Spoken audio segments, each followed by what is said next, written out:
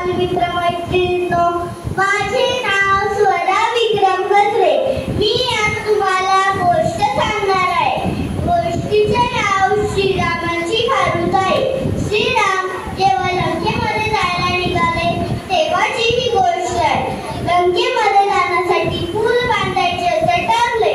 पूल बांधण्यासाठी मोठमोठे दगड, माती, वाळू, वृक्ष ही सर्व तयारी लागणार होती.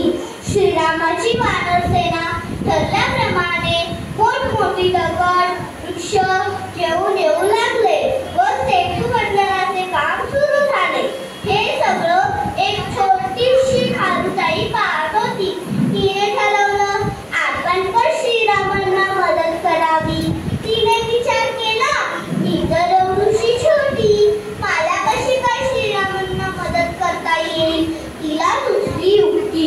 तिने काय केलं की जवळच्याच वाळूमध्ये गेली आणि त्या वाळूमध्ये कडा बडा कडा बडा लोळली व ती ओली वाळू तिच्या अंगाला चिकटली. ती दूर दूर दूर दूर धावली.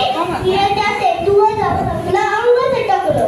त्या अंग झटकण्यामुळे ती जी वाळू आहे ती त्या सेतूवर जात पडली. तिला खूप आनंद झाला. ती म्हणाली, अरे च्या, ही चांगली कल्पना आहे. मी अशी वाळू आणून आणून हा पूल चांगला भक्कम करीन. ती पुन्हा वाळूमध्ये गेली, पुन्हा गडाबडा लोळली. ती आली, तिने अंग झटकलं, ती वाळू पडली. असं तिला सारखं चाललं होतं. हे सगळं एका वानराने पाहिले आणि त्याने आजूबाजूच्या सगळ्या वानरांना हे दाखवलं आणि सगळे खो खो खो हसू लागले. खारुताईला कळायच ना की ही लोक का हसतायत. ती म्हणाली, वानर दादा तुम्ही का हसताय. त्यातला एक वानर म्हणाला की अगं खारुताई, तू जर असं करत राहिलीस तर आमचा पूल कधी तयार होईल आणि आम्ही लंकेत जाणार कधी. हा हा, काहीतरी वेडगरपणा. असं कोणी पूल बांधतं का. खारुताई थोडीशी हिरमुसली. हे सगळं श्रीराम दुरून पाहत होते. ते जवळ आले. त्या छोट्याशा खारुताईला आपल्या हातात उचलून वानरांना उद्देशून म्हणाले की मंडळी, एक लक्षात ठेवा, कोणतंही काम मोठं किंवा छोटं नसतं. काम करणारा किती मनापासून आणि कुठल्या उद्देशाने काम करतोय यावरून त्या कामाची मान्यता ठरते.